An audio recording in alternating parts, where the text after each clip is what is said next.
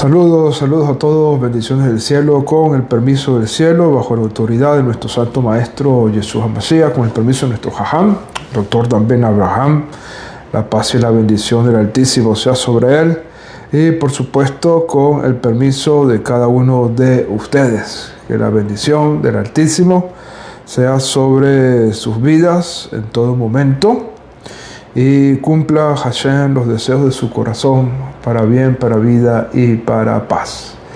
Un fuerte abrazo para todos ustedes.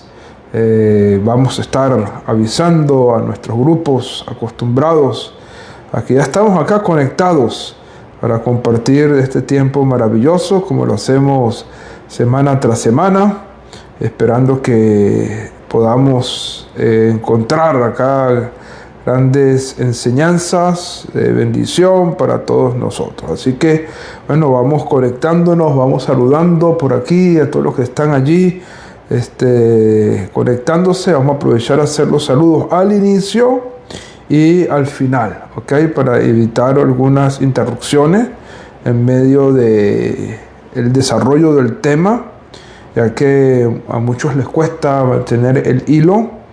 Y de esa manera, teniendo pocas interrupciones, nos vamos a poder desarrollar mejor este tema. Hay un tema muy especial, un tema sumamente especial que vamos a estar desarrollando, basado en una pregunta que nos hicieron: ¿por qué los judíos no aceptan a Jesús?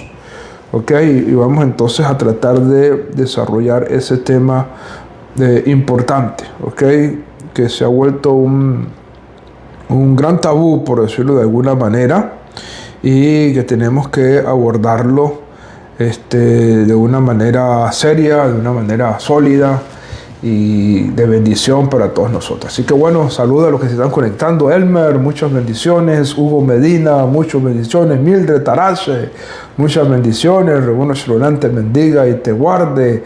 Amado, hoy he venido para aprender, hoy he venido para crecer, hoy he venido para expandir mi conciencia. Bendito sea el Eterno. Mildred, igualmente, Baruch Hashem. Y todos los que están acá conectándose con nosotros, dándonos tatá desde ya, desde muy temprano. Gracias por ese apoyo, Hasid Israel, Kadisha, todos los que están acá con nosotros en esta hora. Hashem les bendiga y les guarde en todo momento y cumpla Hashem los deseos de su corazón. Dodi, ya no te voy a decir amado, te voy a decir Dodi. Fuerte abrazo, Baruch Hashem. Bueno, Shalom pueda bendecirte y estar contigo en todo momento. Así que bueno, gracias a Hashem por este tiempo maravilloso que estamos compartiendo acá en esta hora. Y bueno, vamos a tener un tema extraordinario, un tema muy debatible, un tema con algunos aspectos importantes que tenemos que aclarar. También un tema muy extenso.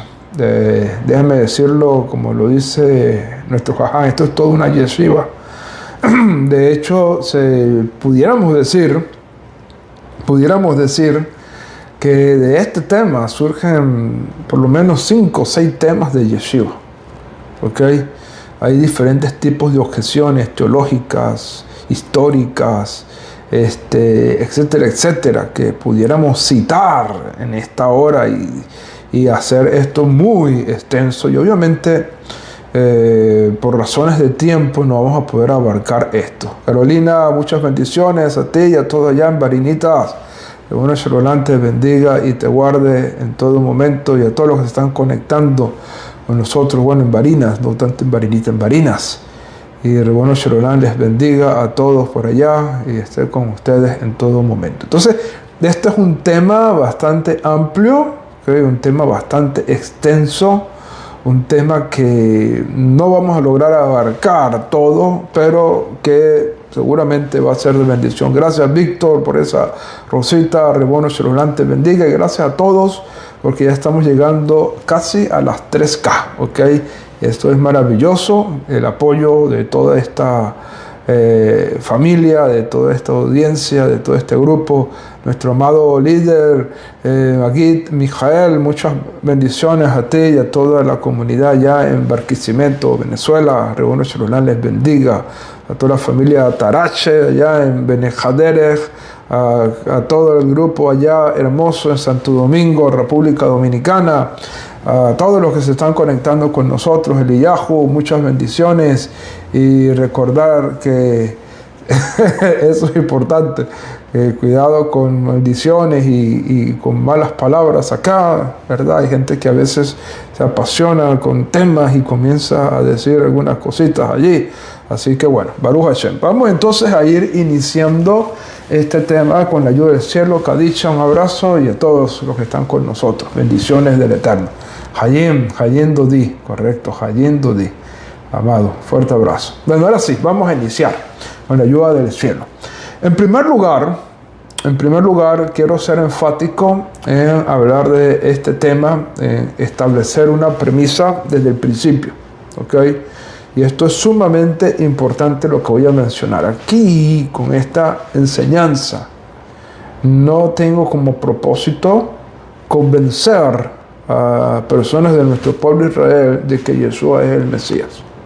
Esa no es mi función, ¿verdad? De hecho, el propio Yeshua lo dijo en dos frases importantísimas.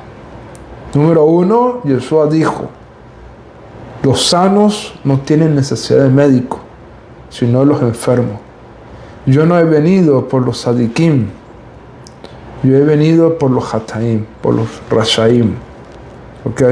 Yeshua aquí, en esas palabras, dejó algo enfático. ¿Ok? El sano no tiene necesidad de médico. Todo judío que se mantenga fiel al pacto hecho con nuestros patriarcas, Abraham, Isaac y Jacob, al pacto en el Sinaí, que se mantenga fiel a los mandamientos, no tiene necesidad de médico según la instrucción de nuestro Rabbi Yeshua. ¿Ok? Por lo tanto, el propósito de esta enseñanza no es para ellos. También Yeshua los dijo de esta manera: yo no he venido sino por las ovejas perdidas de la casa de Israel. Yo he venido exclusivamente por las ovejas perdidas de la casa de Israel.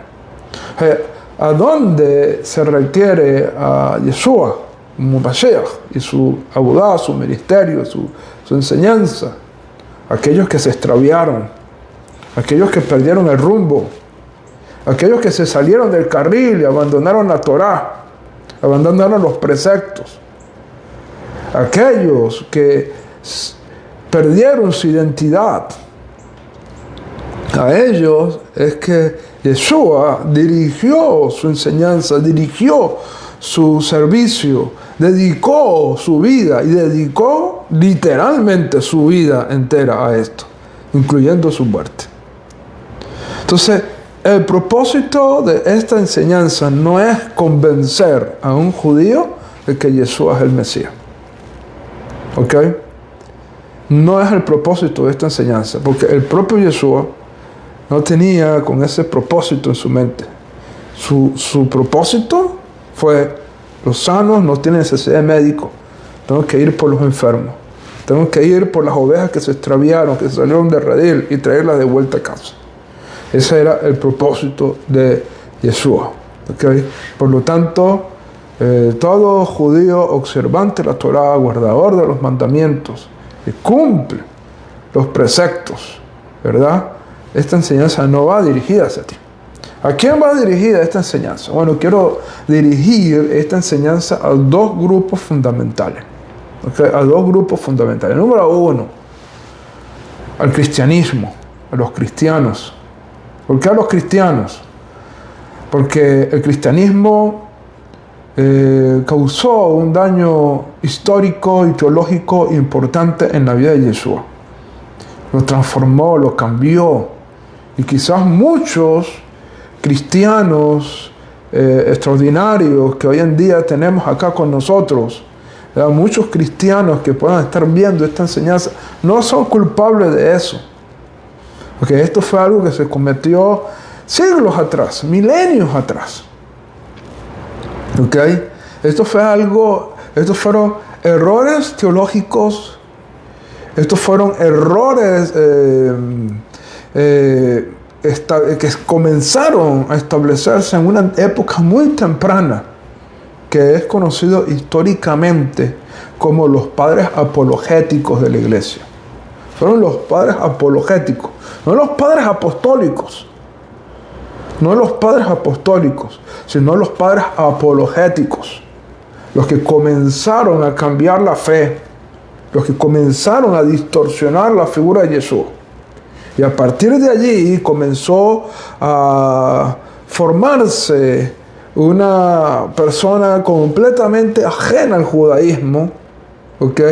Completamente ajena al judaísmo, y es importantísimo entonces que puedan tener en mente, pueblo cristiano, que es la hora de restaurar, es la hora de corregir, es la hora de regresar, es la hora de mirar los errores y aprender y ver lo que está malo y corregirlo en este sentido. Entonces, esta enseñanza está dirigida a mis amigos y hermanos cristianos que puedan ver esta enseñanza con el propósito de que puedan llegar a la capacidad espiritual y de corregir muchos de los errores teológicos que han venido arrastrando por siglos, ¿okay? De los cuales no son culpables, pero que es el momento de darse cuenta cuáles son los errores que se han venido arrastrando y cómo podemos corregirlos y rectificarlos, ¿okay? Y número dos, esta enseñanza está dirigida a muchos de los que están acá, la mayoría de los que están acá en este momento, que son creyentes en Yeshua, que han abrazado el judaísmo nexarita como su identidad, que han entendido que el judaísmo tiene una rama que proclama a Yeshua como el Mesías. Y esta enseñanza también va dirigida a ti, con el propósito de ¿qué? De fortalecer tu fe. El propósito de que no vengan argumentos que puedan tambalearte. Con el propósito de que tú puedas sentirte en un piso firme, sólido. Que no te sientas menospreciado por tu fe, por lo que tú has abrazado, por las convicciones que tienes. Y que nadie venga a hacerte sentir mal por la fe que has abrazado, por la convicción que tienes. Que nadie te venga a decir idólatra, que nadie te venga a decir falso, que nadie te venga a decir esto o aquello, ¿ok? Entonces esto es importante. Esta enseñanza está dirigida para ti, para aquí, que tiene la fe en Yeshua. Por lo tanto, estos dos grupos es a los cuales dirijo mi enseñanza. Al cristianismo, para que pueda entender la hora de su rectificación, y a los creyentes en Yeshua, para que puedan de esta manera fundamentarse. A mis amigos judíos, esta enseñanza no son para ustedes, ¿ok? Esta enseñanza no es para ti, porque el sano no tiene necesidad de médico. El sano no tiene necesidad de médico. Y además de esto, el Ribi también dijo enfáticamente: yo he venido por las ovejas perdidas de la casa de Israel. ¿Ok? Yo he venido por las ovejas perdidas de la casa de Israel. A todos los que están escribiendo comentarios, les pido que los saludos y todo esto puedan escribirlos al final, porque estoy tratando, me han pedido y me lo han dicho de esta manera, no haga muchas interrupciones porque nos perdemos en la enseñanza. Recuerden que esta enseñanza luego se sube a YouTube y no tienen estos mensajitos que les salen a ustedes acá, y entonces muchos se pierden. Entonces al final de la enseñanza voy a saludar a los que estén conectados, voy a leer los comentarios, así que tengan un poquito de paciencia, ¿ok? Así que bueno, teniendo estas dos cosas en mente, ¿ok? Teniendo estas dos cosas en mente, número uno, ¿verdad? ¿A quién va dirigido esta enseñanza? Y número dos, ¿a quién no va dirigida esta enseñanza? Vamos entonces a tocar este aspecto importante de por qué muchos judíos no aceptan a Jesús como el Mesías. O mejor dicho, a Yeshua, que es el nombre hebreo, ¿verdad? Es el nombre real de Ribi, ¿ok? Y es lo que queremos compartir con ustedes en esta hora. En primer lugar, debemos recordar algo que es acá importante, ¿ok? ¿Qué significa el concepto de Mashiach? ¿Qué significa el concepto de Mashiach?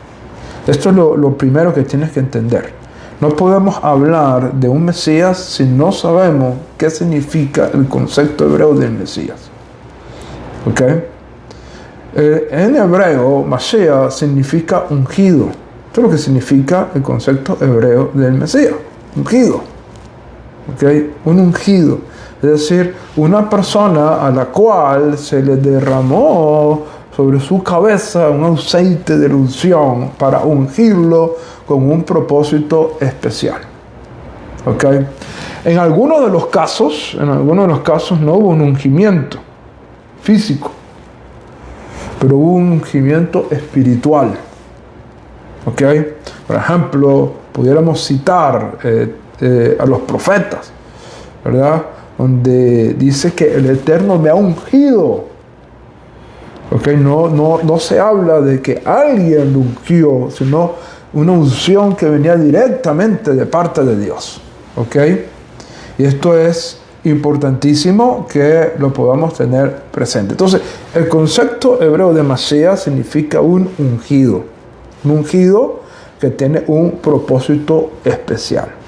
Lo segundo que tenemos que tener en mente es que en la época que le tocó vivir Yeshua, era una época de un judaísmo muy pluralista, de muchas escuelas de pensamientos. ¿Ok? De muchas escuelas de pensamiento. Y eso causó también que hubiese muchas concepciones mesiánicas. ¿Ok? Que hubiese muchas concepciones mesiánicas. Por ejemplo, algunos veían al Mesías como un guerrero, como un soldado, como alguien que tomaría sobre sí las riendas para poder liberar al pueblo del opresor, del imperio que los estaba oprimiendo. Entonces, el Mesías tenía una connotación de un guerrero. Para otros, el Mesías tenía una connotación de un maestro de Torá que iba a hacer que los hijos de Israel se volvieran completamente a la Torá, de un líder espiritual. Para otros, el Mesías tenía una figura sacerdotal. Entonces, esto causó que en diferentes escuelas el concepto de Mesías fuera desarrollándose de maneras distintas. ¿Ok? Por ejemplo, de esto podemos sacar 4 modelos mesiánicos. 4 modelos mesiánicos. Uno, el más conocido, el Mashiach ben David, el rey político, guerrero, tomando a David como una figura profética del Mesías. Así como David fue un guerrero, un rey, un político, así el Mesías sería también de esa misma manera. ¿Ok? El segundo, también conocido como Mashiach ben Yosef, un siervo sufriente, un Mesías que muere, un Mesías que en algunas ocasiones se vio como preparando el camino, etcétera, etcétera. ¿Ok? Y esto es importante también, la figura de el Mashiach ben Yosef. Esta figura importantísima. ¿Ok? Pero también han surgido figuras como el Mesías ben Aharón o el Mashiach sacerdotal, un restaurador espiritual. Y también han surgido el concepto de Mashiach ben Moshe, el Mesías hijo de Moshe, tomando a Moshe como una figura del Mesías, en este sentido como un legislador, como un profeta, como un hombre que hablaba las palabras de Hashem con un nivel de autoridad extraordinario que iba a causar que los hijos de Israel pudieran volverse al Eterno. Todas estas figuras mesiánicas existían, o todas estas expectativas mesiánicas existían en la época del Segundo Templo. Por ejemplo, los esenios buscaban más a un Mesías Ben Moshe, por sus escritos hoy en día que tenemos en Qumran. Gracias por esos regalitos que nos han dado. Hashem les bendiga a todos ustedes. Por todos estos escritos que hoy en día tenemos, recuerda que los escritos de los rollos de Qumran estuvieron escondidos durante siglos. No teníamos información del judaísmo de Qumran, de los esenios. Hasta hace el año 1960 aproximadamente de nuestra era.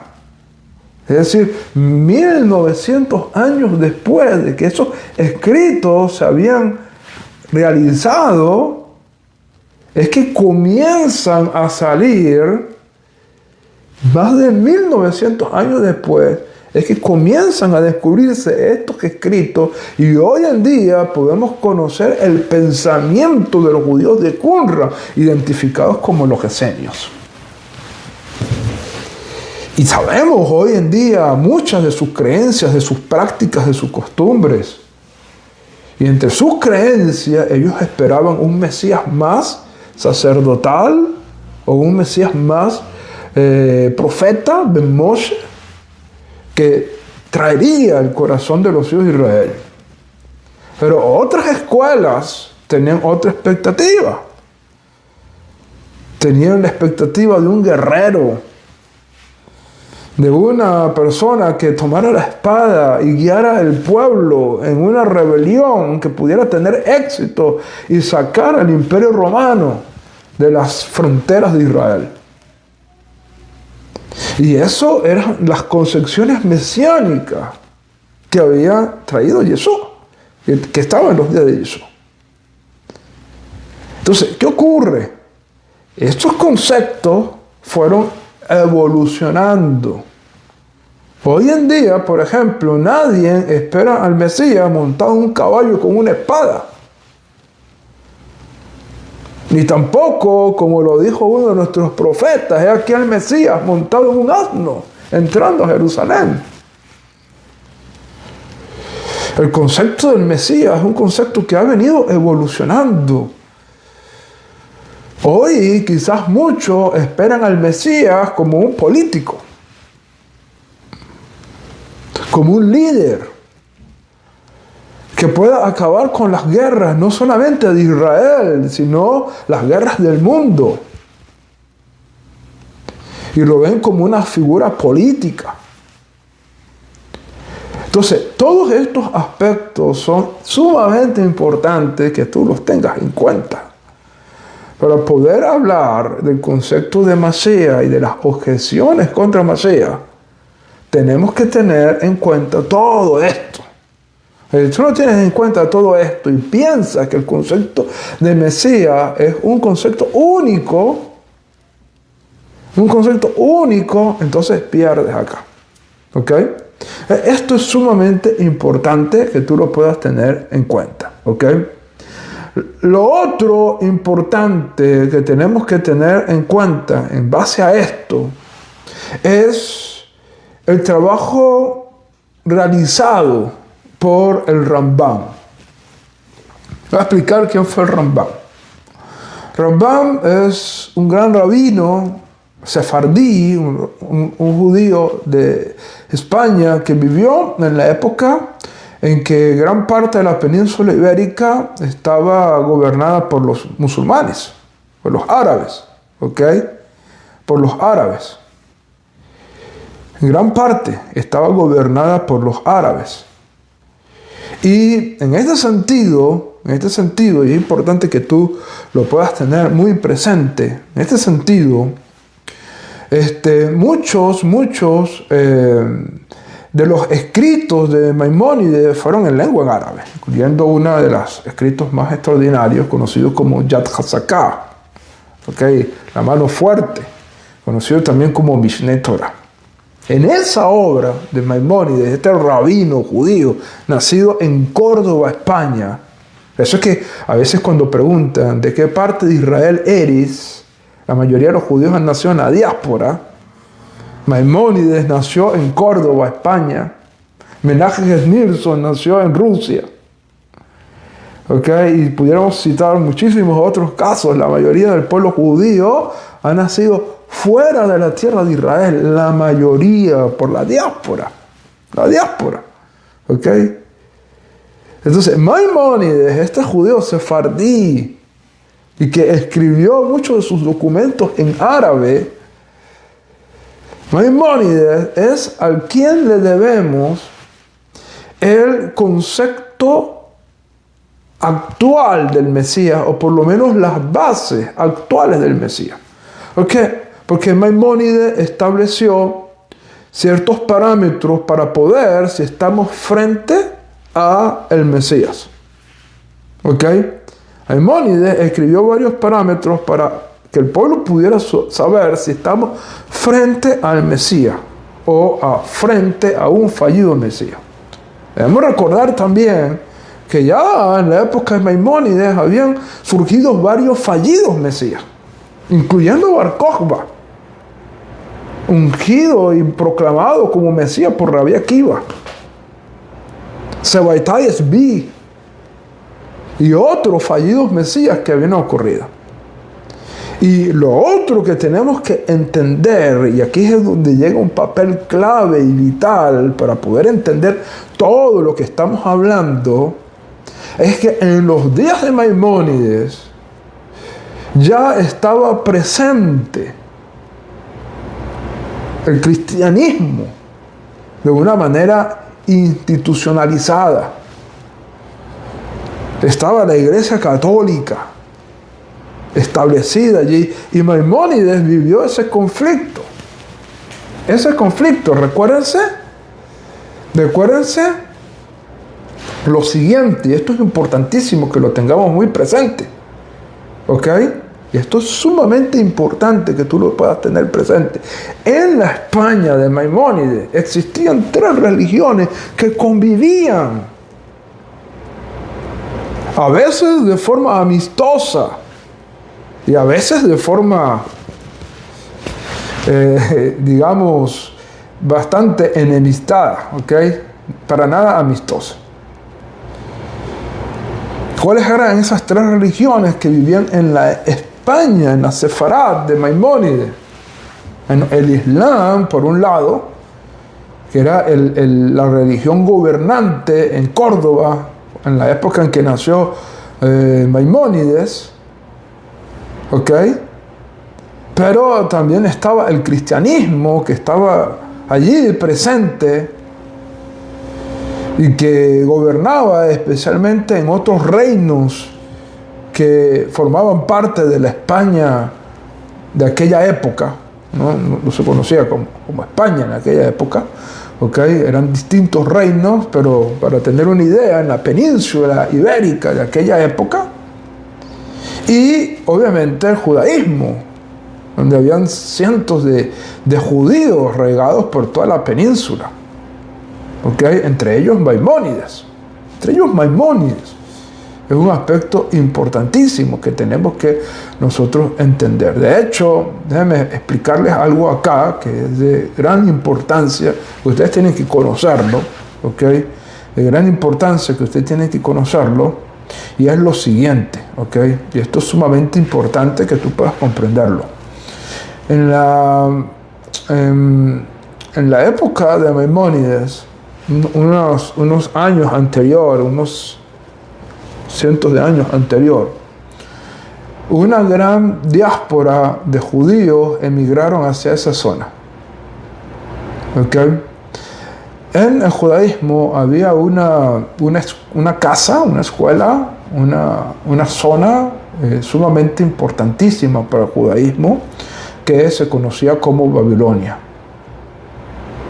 Tan importante fue el desarrollo de los judíos de Babilonia que hoy en día tenemos el Talmud Babli, el Talmud de Babilonia. El Talmud Babli.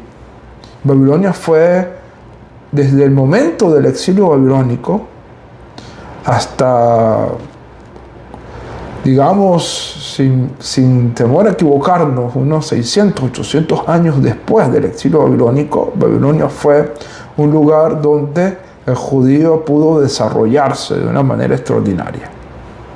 ¿ok? De una manera extraordinaria. Allí en Babilonia, ¿verdad?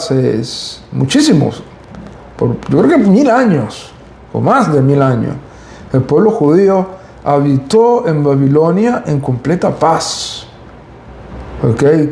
Con la oportunidad de desarrollarse de manera extraordinaria. Y muchos nunca retornaron de Babilonia a Eretz Israel, a la tierra de Israel. Se quedaron ahí en Babilonia y se desarrollaron en Babilonia.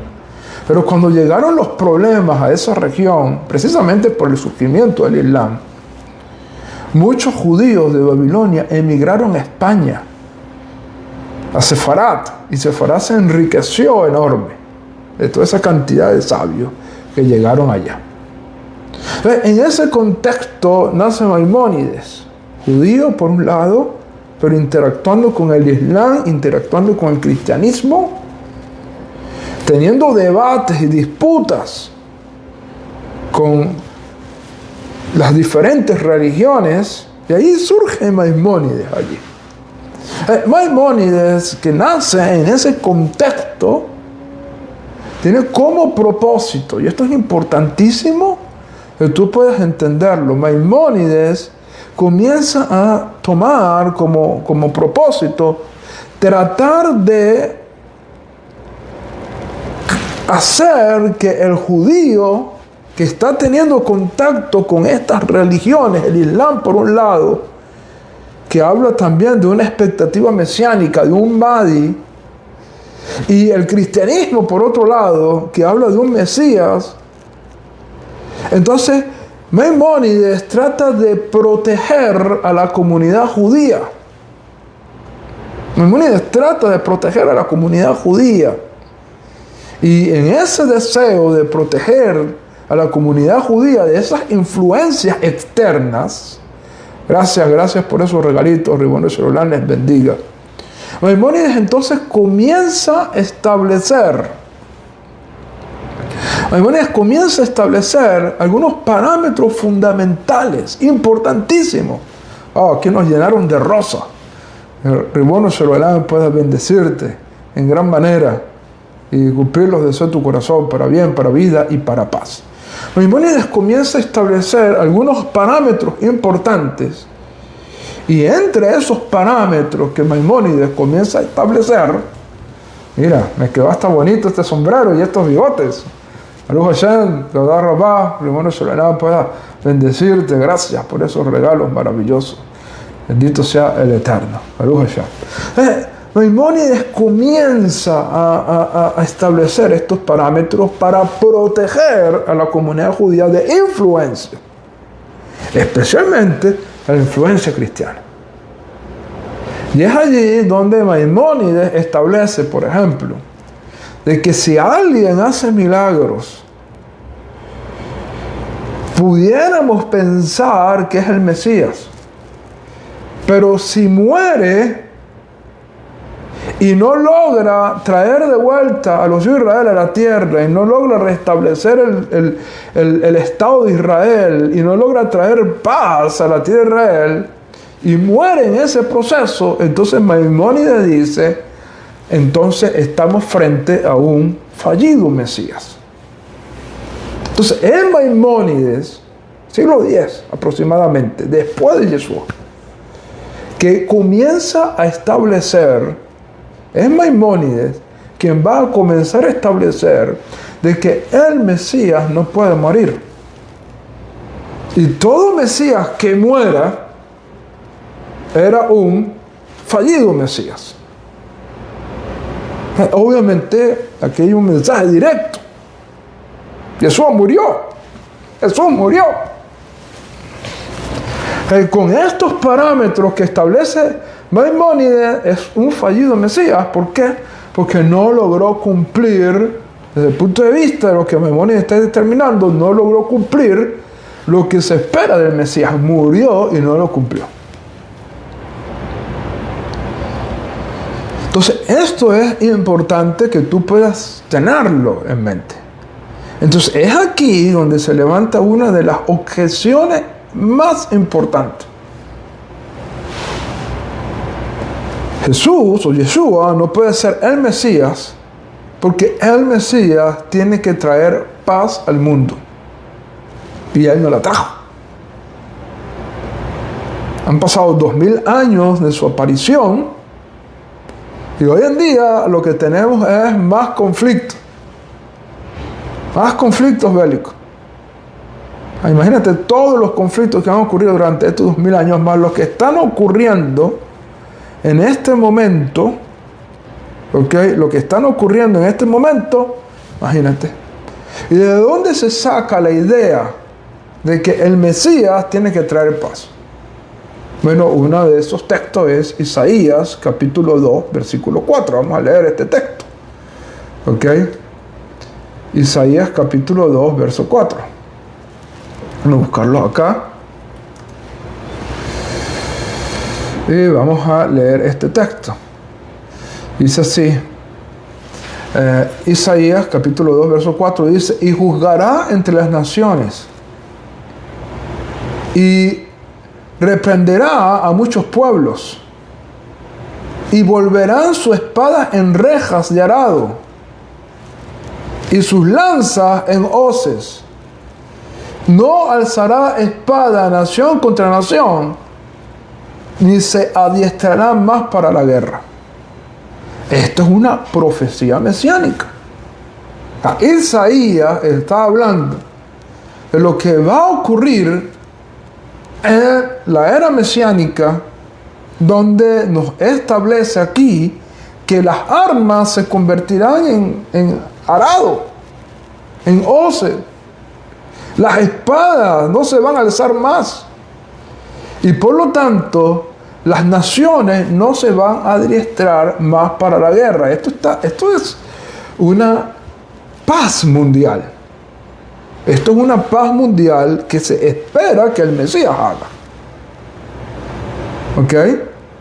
Entonces, obviamente, cuando tenemos esto acá delante de nuestros ojos, dice, bueno, ¿y por qué Jesús, si es el Mesías, no cumplió esto? Otra profecía importante, Isaías capítulo 11. Vamos a leer Isaías capítulo 11. ¿Ok? Isaías capítulo 11, Yeshayahu capítulo 11. Dice de la siguiente manera. ¿Ok? Isaías 11 dice de la siguiente manera: saldrá una vara del tronco de Isaí, y un vástago retoñará de sus raíces. Y reposará sobre él el espíritu del Eterno, espíritu de sabiduría, de inteligencia, de consejo, de poder, de conocimiento, de temor a Hashem. Y hará entender diligentemente en el temor del Eterno. No juzgará según la vista de sus ojos, ni arguirá por lo que oigan sus oídos, sino que juzgará con justicia al pobre, arguirá con equidad, etcétera, etcétera. Será la justicia el cinto de sus lomos, la fidelidad el ceñidor de su cintura. Y luego nos dice que esta era mesiánica será tan grande que dice: morará el cordero con el leopardo, y con el cabrito se acostará. Imagínate, un leopardo, un cabrito y un cordero acostándose juntos. El becerro y el león andarán juntos, y un niño los va a pastorear, etcétera, etcétera, etcétera. ¿Qué ocurre?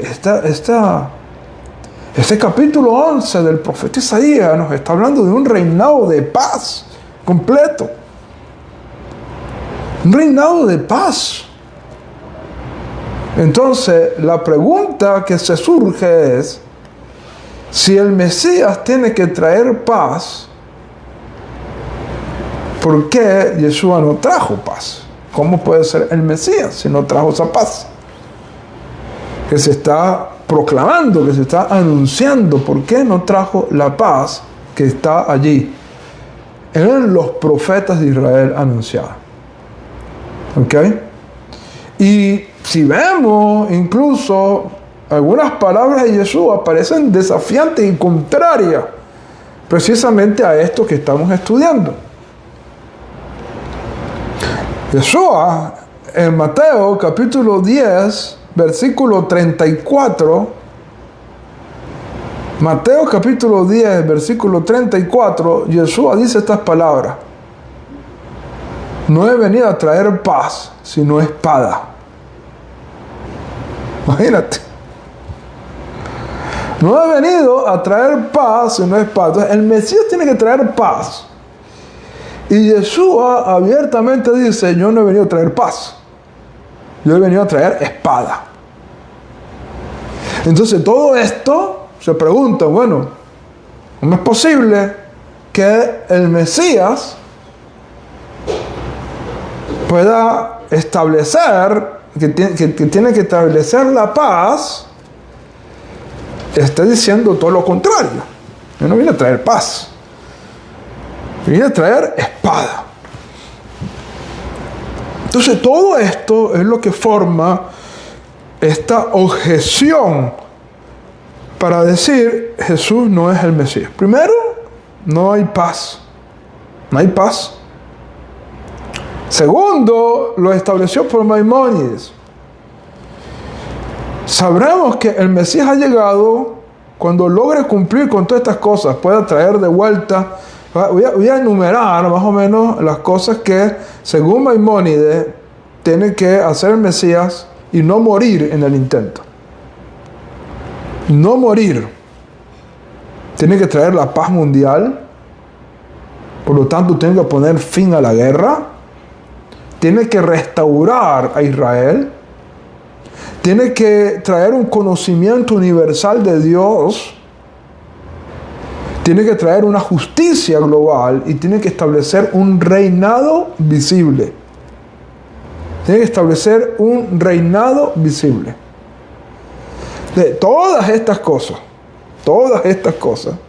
dice Maimónides, tiene que cumplirlas el Mesías y no puede morir en el intento. Si muere, era un fallido Mesías, según Maimónides. Entonces, ¿qué ocurre? Que entra este debate, esta objeción. Yeshua no puede ser el Mesías porque no trajo paz, y todo lo contrario. Lo que trajo fue guerra, dice. Yo no vine a traer paz, yo vine a traer espada. ¿Okay? Yo no vine a traer paz, yo vine a traer espada. Entonces, ¿cómo podemos entender todo esto? De hecho, voy a leerte algunos textos importantes, muchos basados en la literatura rabínica, para que podamos entender esas palabras de Yeshua. ¿Ok? Para que podamos entender esas palabras de Yeshua. Es lo que dice, por ejemplo, Miqueas, capítulo 7, verso 6. Dice: el hijo desprecia al padre. El hijo desprecia al padre. La hija se levanta contra la madre. La nuera contra la suegra. Y los enemigos del hombre son los de su propia casa. Y esto es visto también como una profecía con respecto a la era mesiánica. ¿Ok? Esto es visto como una profecía. Sanedrín 97a, con respecto a los tiempos por venir de la redención final. Sanedrín 97a dice: la verdad desaparecerá, la insolencia aumentará, los hijos se levantarán contra los padres y la casa será un campo de división. Lo que nos dice el Talmud, Sanedrín 97a, que va a ocurrir previo a la redención final. Sotá, el mismo Talmud, Sotá 49b, nos lo dice de esta manera: en los pasos del Mesías, dice el Talmud, Sotá 49b, en los pasos del Mesías, la sabiduría de los sabios será despreciada. La sabiduría de los sabios será despreciada. Los hombres temerán pecar y la verdad será ausente. Y los hogares estarán llenos de conflicto. Ok, es interesante. Mira, esto es un resumen de lo que dice el tratado talmúdico Sotá. Voy a ver si se los puedo buscar, ¿verdad? Para leerles un poquito más extenso de lo que dice el tratado talmúdico Sotá 49. ¿Verdad? 49 era A o B. Déjame revisar. 49b. Mira, Mira lo que dice, por ejemplo, Tratado Talmúdico, Sotá 49b, te voy a leer un poquito más extenso, ¿ok? Para que lo puedas tener. Dice así: con la llegada del Mesías, la insolencia aumentará. Con la llegada del Mesías, la insolencia aumentará y los altos costos aumentarán. Aunque la vid dé fruto, el vino será caro. La monarquía se volverá herejía y nadie podrá reprocharla. El lugar de reunión de los sabios se convertirá en un lugar de promiscuidad. Galilea será destruida. Gablán quedará desolado y los habitantes de la frontera recorrerán las ciudades en busca de caridad, pero no hallarán misericordia. La sabiduría de los escribas se pudrirá y quienes temen al pecado serán repelidos y la verdad estará ausente. Los jóvenes avergonzarán a los ancianos. Los ancianos comparecerán ante los menores. Las relaciones familiares normales se arruinarán. Un hijo deshonrará a su padre. Una hija se levantará contra su madre. Una nuera contra su suegra. Los enemigos del hombre serán los miembros de su familia. El rostro de la generación será como el de un perro. Un hijo ya no se avergonzará ante su padre. ¿Y en qué podemos confiar? Solo en nuestro Padre Celestial.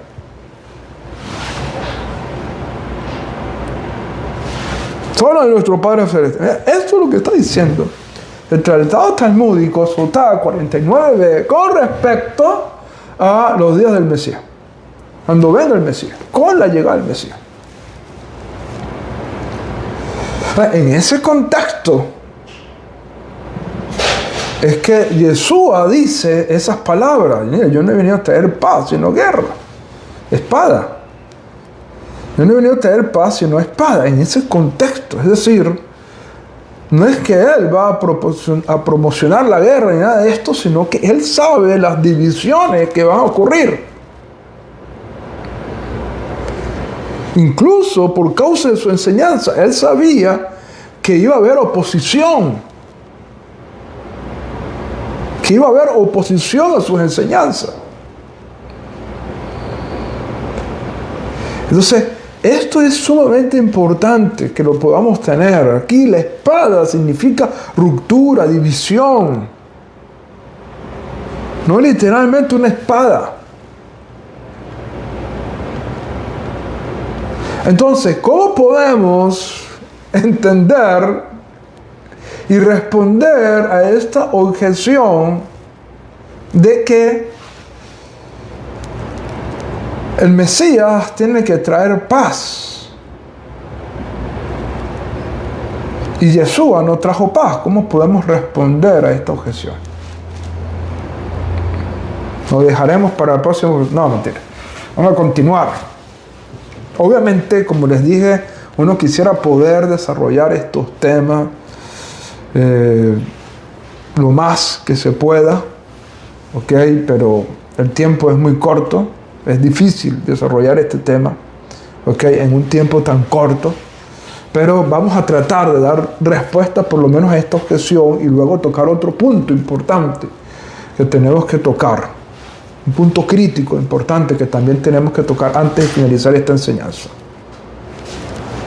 Ahí me traen un tecito, mi esposita. Gracias, amor. Saludos. Saludos. Como dicen en Guatemala, saludos.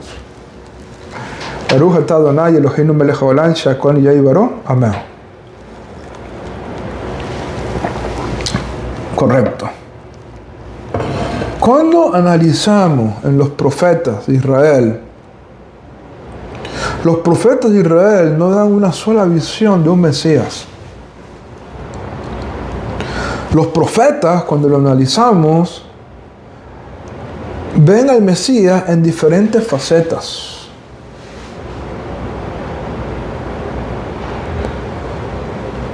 Un profeta, por ejemplo, ve al Mesías llegando a Jerusalén montado en un asno. De hecho, hay una tradición que dice,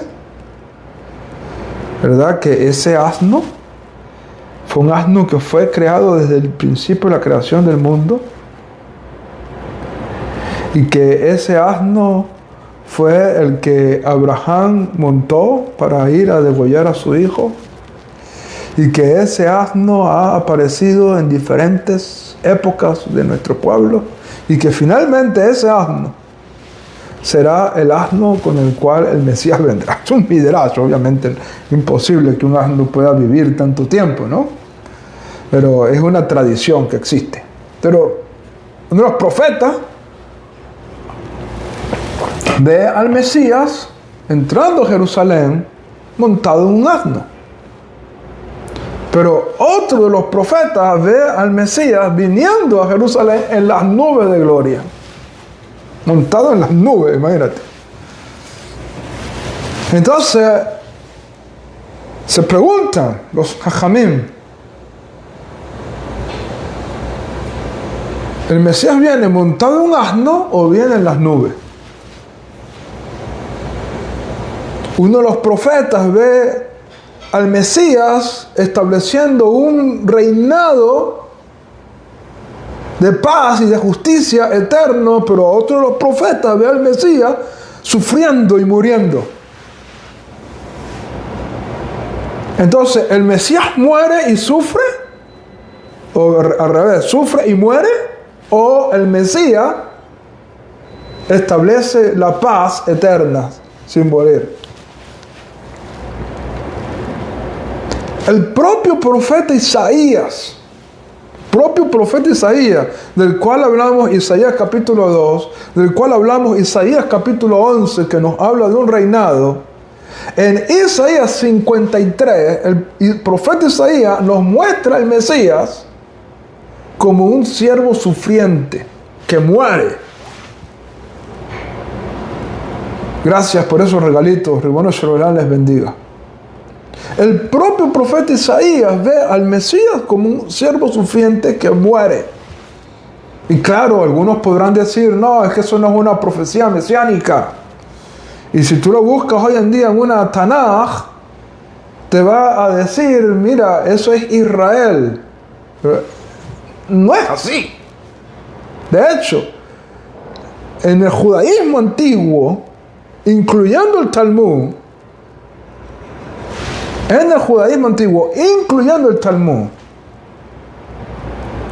se habla de la profecía de Isaías 53 como una profecía mesiánica. Y voy a buscarte un momento, por aquí tengo la cita, dame un segundo para buscar acá un momento. Déjame buscar aquí en mis archivos para darte la cita. No la tenía aquí en la mano al momento de abrir esto. No lo tenía aquí en la mano, pero voy a buscarte la cita, ¿ok? Dame un segundo para buscarte la cita.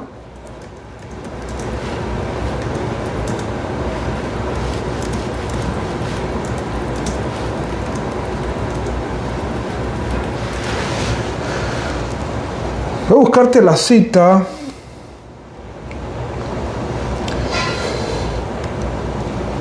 Y voy a tratar de buscar el texto del Talmud, que aquí tengo el Talmud abierto también.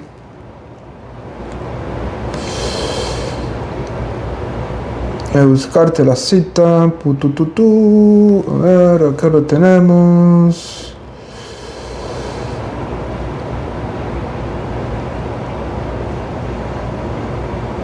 Ok, déjame buscar acá. No, estoy tratando de buscar aquí en el Talmud. Pero si se me hace muy largo, no la veo así rapidito, les digo la cita y se las declaro, ¿ok? Es el Tratado Sanedrín 98b, ¿ok? Pero estoy tratando de buscar el párrafo directamente, ¿ok? Creo que es sí, aquí está. Mira lo que dice el Tratado Sanedrín 98b, y te lo voy a leer, textual. Dice, la Guemará pregunta, ¿cuál es su nombre? Hablando del Mesías. ¿Okay? Gracias por ese ladito. ¿Cuál es su nombre? Hablando del Mesías. Dice, la escuela de Rabino Sheila dice, Shiloh es su nombre, como está escrito, hasta que venga Shiloh. Génesis capítulo 49, verso 10. La escuela de Rabí Yanai dice, Ginón es su nombre, como está escrito, que su nombre perdure para siempre, que su nombre continúe, Ginón, mientras el sol, y que los hombres se bendigan por él. Salmo 72, 17. ¿Ok? La escuela de Rabí Haniná dice, Haniná es su nombre, como está escrito, porque no te mostraré favor, Haniná. Jeremías 16:13. Algunos dicen que su nombre es Menahem, como está escrito, porque el consolador que aliviará mi alma está lejos de mí. Lamentaciones 1:16. Menahem es consolador. Entonces, algunos dicen su nombre será Menahem. ¿Por qué? Porque está escrito el consolador, Menahem, aliviará mi alma, está lejos de mí. Y luego dice, los rabinos dicen, su nombre será el leproso de la casa de Rabí Yehudá Hanasí, es su nombre, porque está escrito. Ciertamente, gracias por ese sombrerito, Baruch Hashem.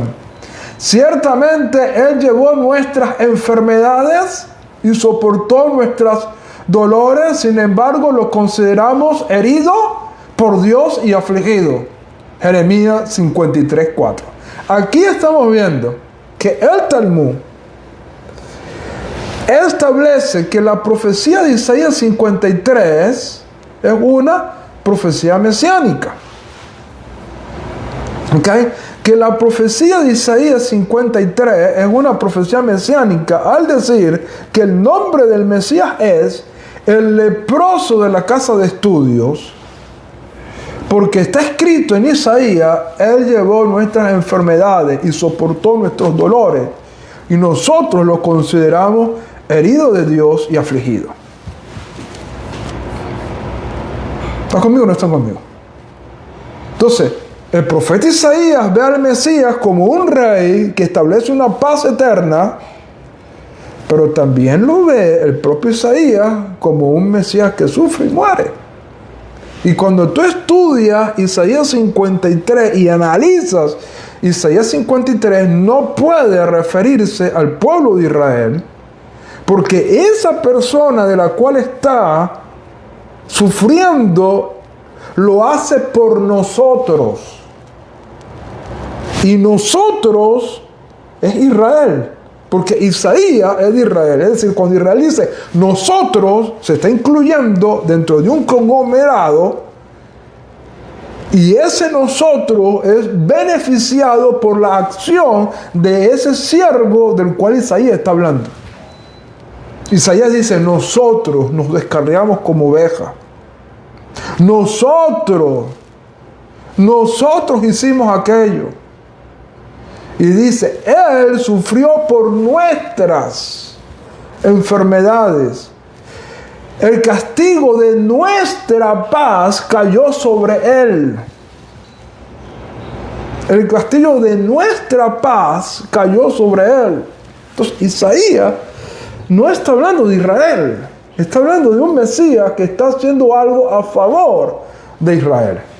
Y esto es sumamente importante que nosotros lo tengamos muy presente. ¿Ok? Entonces, Esto es importante, amados, que nosotros lo tengamos muy presente y entendamos que esta objeción que estamos trayendo, me tomé un poquito más de acá.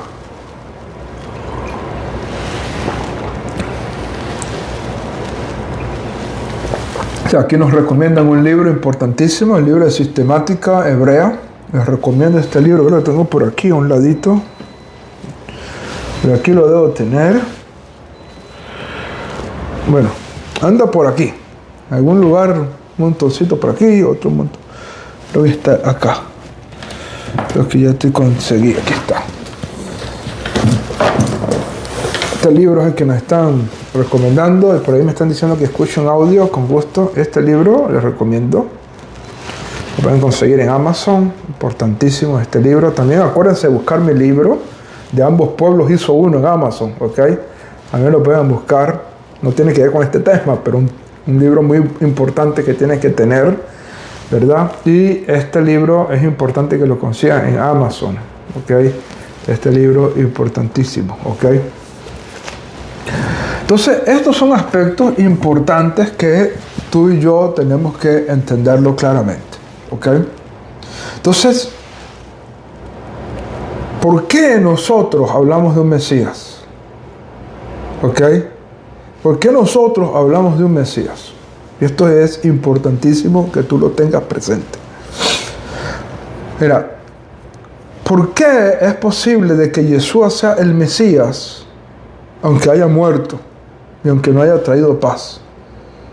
En el judaísmo la respuesta dice que hay varios Mesías. Hay uno que muere, sufre, muere. Hay otro que vive, que establece la paz, y hablan de varios Mesías. Para la cosmovisión del judaísmo nexarita hay un solo Mesías que cumple varios roles. ¿Ok? Un solo Mesías que viene a cumplir varios roles. Y esto es importantísimo que tú lo tengas presente. Entonces, desde el punto de vista del judaísmo nexarita, Yeshua en su venida cumplió primero el rol de un legislador, de un Mesías al estilo de Moshe. Acuérdate que al principio hablamos de un Mashiach ben Moshe. Bueno, Yeshua cumplió ese rol en sus días de vida, como un maestro de Torah, hablando de autoridad, como un Mesías ben Moshe, hablando de la Torah, de ese del cual el propio Moshe dijo, ¿ok? De ese del cual el propio Moshe dijo, profeta como tú, entre tus hermanos, el Eterno levantará, a él oiréis. A ese profeta como tú, es decir, profeta como tú, Moisés, yo voy a levantar a uno como tú. Y recuérdense que previamente se había dicho que como Moshe no se iba a levantar otro profeta, al cual Dios hablaría cara a cara. Entonces aquí está hablando de un profeta que tendría el mismo nivel de Moshe Rabbeinu. Y le dice, profeta como tú. Ese es el Mashiach ben Moshe. ¿Ok? El Mashiach ben Moshe. Un profeta que cumplió Yeshua en los días de su vida, enseñando Torah. La gente se sorprendía y le decía, ¿con qué autoridad tú hablas estas cosas? Nadie puede hablar lo que tú hablas si Hashem no está con él. ¿Ok? Y la gente se sorprendía al escuchar las palabras y enseñanzas de Yeshua. La multitud lo seguía. ¿Ok? La multitud lo seguía. Y esto es sumamente importantísimo. Con su muerte, Yeshua cumple el rol de el Mesías sufriente, de que profetizó Isaías 53. Al momento de morir, Yeshua cumple la profecía del Mesías sufriente, de aquel que sufre por nuestros pecados. El castigo de nuestra paz cayó sobre él. Por sus llagas fuimos nosotros curados. Esos sufrimientos que describe el profeta Isaías se cumplen en Yeshua en el momento de su muerte. En el momento de su muerte. Con su resurrección, Yeshua está cumpliendo un rol de Mesías sacerdotal en este momento. No en el tabernáculo hecho por hombre, sino en aquel tabernáculo que se le mostró a Moshe en la montaña. Le dice, harás el tabernáculo conforme el modelo que te mostré, dando la idea de que existe un tabernáculo celestial. Y que Masías, Yeshua, está en ese tabernáculo, operando como Cohen Gadol, no según el orden de Aarón, sino según el orden de Melquisedec. Y entonces Yeshua, en su resurrección, está cumpliendo en este momento su rol sacerdotal. Y finalmente, cuando vuelva en su venida, cumplirá el rol de rey para establecer la paz en el mundo. Entonces, el judaísmo nexarita ve a un Mesías cumpliendo todos los roles que los profetas y los sabios de Israel hablaron, cumpliéndolos uno tras otro. Y finalmente, cuando retorne, establecerá el último rol que le falta, que es el rol de establecer la paz mundial. Esa paz que anunció el profeta Isaías. Esa es la respuesta nexarita. Entonces, ¿por qué el judaísmo no ve esto? Porque muchos judíos no ven esto. Y aquí es donde quiero tocar un punto crítico importante. Gran parte es por el daño que ha hecho el cristianismo. Y es allí donde yo les digo a mis amigos cristianos, es importante que se den cuenta que tienen que rectificar los errores que se cometieron en el pasado. ¿Ok? Comprender los errores que cometieron en el pasado. ¿Cuáles fueron esos errores? Bueno, el cristianismo desjudaizó a Yeshua. Lo desjudaizó, le quitó su identidad judía. Romanizó su imagen. Lo helenizó teológicamente. Lo sacó del contexto judío. Lo convirtió en una figura occidental. Destruyó su identidad hebrea. Lo separó de la Torá. Lo usó como herramienta imperial. Y justificó sus persecuciones en su nombre. Entonces, obviamente, con todo lo que hizo el cristianismo, quitarle su judeidad, sacarlo de su contexto judío, convertirlo en una figura occidental, romanizaron su imagen, destruyeron su identidad hebrea, lo separaron de la Torá. Con todo esto, cuando el judío ve a Jesús, no puede ver al Mesías allí, por lo que el cristianismo lo cambió. Aunque el judaísmo sabe que el Mesías está en las puertas de Roma, como lo dice el Talmud. El Mesías está en las puertas de Roma. ¿Y qué hizo Roma? Lo tomó y lo desjudaizó. Le quitó todo el ropaje judío. Lo que hemos dicho en varias ocasiones, lo que hizo Egipto con José, con Joseph. Tomó a Joseph en Egipto, correcto, le cambió su ropaje, le cambió el nombre, lo llamaron Safnapaneach, le quitaron el nombre de Joseph, le cambiaron todo su ropaje. Sus hermanos que habían vivido con él, lo tenían de frente ahí, delante de sus ojos, y no lo reconocieron. Lo tenían delante de sus ojos, no lo reconocieron. Eso hizo el cristianismo. Y además de esto, todas las consecuencias históricas terribles, pogroms, inquisición, conversiones forzadas, guetos, expulsiones, genocidios, hechos por el cristianismo, en nombre de Jesús. Entonces, esas heridas las tiene el pueblo judío. 2000 años de persecuciones, hasta hace poco, 1940, el genocidio nazi, por un cristiano. Incluso Hitler, que su nombre se ha borrado, se basó en enseñanzas de Martín Lutero. De Martín Lutero, del reformador de la iglesia cristiana,